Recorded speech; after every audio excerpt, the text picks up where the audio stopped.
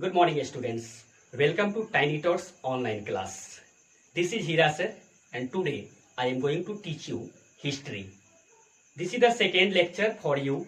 In lecture first, I made you understand about history and medieval period. So I hope you understood about history, what is history, the definition of history and medieval period. Today I am going to discuss the sources of history. That means कि इतनी सारी जानकारी जो हमें history के बारे में मिलती है, जो हम हिस्ट्री के बारे में जानकारी ले पाते हैं या जो भी कुछ हम जानते हैं, कहीं ना कहीं इसका सोर्स होगा. सो डियर स्टूडेंट्स, मैं आपको बता दूं कि हिस्ट्री की जो भी हमें जानकारी मिलती है, जो भी हम जान पाते हैं, उसका दो सोर्स होता है. हिस्ट्री में दो सोर्स के रूप में इसे डिवाइड किया गया है. पहला है लिटरेरी सोर्स और दूसरा है archaeological source. It means history के बारे में तमाम जानकारियां हमें इन्हीं दो सोर्स के माध्यम से मिल पाती है. सो एक एक करके दोनों पर हम डिस्कस करेंगे, अर्थात दोनों सोर्स के बारे में जानेंगे कि लिटरेरी सोर्स क्या होता है, आर्कियोलॉजिकल सोर्स क्या होता है. So first of all let's discuss about literary source. So come and know about it. What is literary source? Literary source क्या होता है? Literary sources. This is our topic. The records of medieval period available to us in the written form are called literary source. So as I told you that the source of history has been divided into two parts. The first of them is literary source. Literary source का मतलब है history के बारे में जो जानकारी हम लेते हैं, ऐसा सोर्स जो रिटन फॉर्म में होता है. किसी भी चीज के बारे में जानकारी लेने के लिए हमें एक प्रूफ की जरूरत होती है. तो लिटरेरी सोर्स एक प्रूफ के रूप में होता है, एक सबूत के रूप में होता है, एक गवाह के रूप में होता है, अर्थात वो लिखित फॉर्म में होता है. उसके बारे में जो हमें जानकारी मिल पाती है वो लिखित रूप में होता है. So let's discuss about this definition. The records of medieval period available to us in the written form.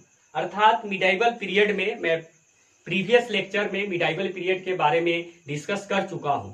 Medieval period में जो भी घटनाएं घटी थी, जिनके बारे में भी हम जानकारी लेते हैं, तो उसका हमारे पास जो रिटन फॉर्म में जानकारी अवेलेबल है, जो लिखित रूप में हमारे पास प्रूफ है, तो उस तरह के सोर्स के माध्यम से जो हम जानकारी लेते हैं उसे हम कहते हैं लिटरेरी सोर्स.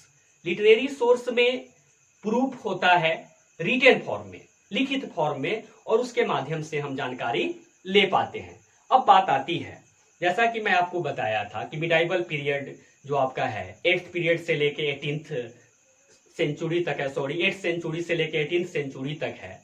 तो उसके बीच में जो तमाम घटनाएं घटी या जो भी जानकारियां हमें मिलती है, तो उसको हमने बताया कि दो पार्ट्स में हमने डिवाइड कर दिया, जिसमें फर्स्ट पार्ट की हम बात कर रहे हैं लिटरेरी सोर्स की. तो ये तो मैंने बता दिया कि लिटरेरी सोर्स जो होता है लिखित फॉर्म में होता है. अब हम बात करते हैं कि उस जमाने में, उस समय में, बात आज की तो है नहीं, आज से लगभग 1200 साल पहले की जो घटना है, अगर 8वीं शताब्दी की बात करें, 8th सेंचुरी की बात करें, या फिर अगर हम 15वीं शताब्दी की बात करते हैं, 15th सेंचुरी की बात करते हैं, तो 500 साल पहले की घटना, तो वो जो लिखित रूप में हमारे पास है, क्या आज की तरह डायरी उस समय भी होती थी? क्या आज की तरह उस समय मोबाइल, डेस्कटॉप, लैपटॉप होता था, उसमें हम सेव करके जानकारी रखते थे? तो ऐसा नहीं था. तो आखिर लिखित रूप में वो सारी जानकारियां हमारे पास उपलब्ध है, तो कौन कौन सी जानकारी है उसको हम जानने की कोशिश करेंगे. वो हमारा है, सबसे पहले है chronicles of court historians. Second है autobiographies, biographies, accounts of travellers, etc. इतने तरह के माध्यम से हमें लिटरेरी सोर्स के बारे में जानकारी मिलती है, हम एक एक के बारे में डिस्कस करेंगे कि क्रॉनिकल ऑफ कोर्ट हिस्टोरियंस क्या है, ऑटोग्राफीज क्या है, बायोग्राफीज क्या है, अकाउंट्स ऑफ ट्रैवलर्स क्या है, इस सब की जानकारी हम लेंगे। डियर स्टूडेंट्स, मैंने आपको बताया कि लिटरेरी सोर्स में कहाँ कहाँ से हमें जानकारी मिलती है, जिसमें मैंने आपको बताया था क्रॉनिकल्स है, ऑटोग्राफीज है, बायोग्राफीज है और अकाउंट्स ऑफ ट्रैवलर्स है। अब हम इसके बारे में जानेंगे कि क्रॉनिकल्स क्या होता है, ऑटोग्राफीज किसको कहते हैं, बायोग्राफीज किसको कहते हैं, अकाउंट्स ऑफ ट्रैवलर्स क्या है, इसकी जानकारी हम एक एक करके लेते हैं। सबसे पहले हम जानते हैं कि क्रॉनिकल्स किसको कहते हैं। What is chronicles? Chronicles are the records of the lives of the kings and their courts. पहले के जमाने में क्या होता था? प्रजातंत्र नहीं था, किसी राजा के द्वारा पूरे राज्य पर शासन किया जाता था, उसके द्वारा संभाला जाता था। तो राजा के या उनके राज्य में जो भी लोग रहते थे, उनका जो पूरा स्टोरी था, उनकी जो जिंदगी थी, राजा के बारे में जानकारी लेना, राजा के जिंदगी के बारे में या फिर उनके दरबार के बारे में, वहां से हमें जो जानकारी मिलती है उसी को हम क्रॉनिकल्स कहते हैं। इट मीन्स दैट राजा के राज्य से, राजा के दरबार से या फिर उनके राज्य में, उनके दरबार में तमाम जो घटनाएं घटती हैं उनसे जो हमें जानकारी मिलती है उसको हम क्रॉनिकल्स कहते हैं। तो उसके आधार पर भी हम जान पाते हैं कि क्या हुआ था, कैसे हुआ था। सेकेंड आपका है ऑटोग्राफीज के आधार पर भी हम ये जान पाते हैं कि क्या हुआ था, क्या घटनाएं घटी थी। ऑटोग्राफीज क्या है? ऑटोग्राफीज का मतलब होता है कि किसी भी व्यक्ति के द्वारा, उसके द्वारा खुद से अपने बारे में, पूरे जीवन के बारे में लिखी गई जो बात होती है उसको हम ऑटोग्राफीज कहते हैं। एग्जाम्पल के लिए जैसे मैं अपनी बात करूं तो मैं अपने जीवन के बारे में पूरा जीवनी, अर्थात अपने जीवन में जो भी घटनाएं घटी हैं उसके बारे में जो हम लिखेंगे वो ऑटोग्राफी कहलाएगा। इट मीन्स दैट पहले के समय में जो भी लोग हुए थे, चाहे वो कोई राजा हो, कोई स्कॉलर हो, कोई पंडित हो, जो लोग भी हो, जो अपनी जीवन की समस्त घटनाओं के बारे में खुद ही जिक्र किया है, खुद ही लिखा है, तो कहलाता है ऑटोग्राफीज। तो ऑटोग्राफीज के माध्यम से भी हमें जानकारी मिल पाती है हिस्ट्री के बारे में। नेक्स्ट हम बात करेंगे बायोग्राफीज। बायोग्राफीज क्या होता है? जैसा कि मैंने आपको बताया कि ऑटोग्राफीज का मतलब खुद के द्वारा ही लिखी गई जीवनी, अर्थात अपने जीवन के बारे में खुद ही लिखना। बायोग्राफीज का मतलब होता है किसी व्यक्ति के जीवन के बारे में किसी दूसरे व्यक्ति के द्वारा लिखा जाना।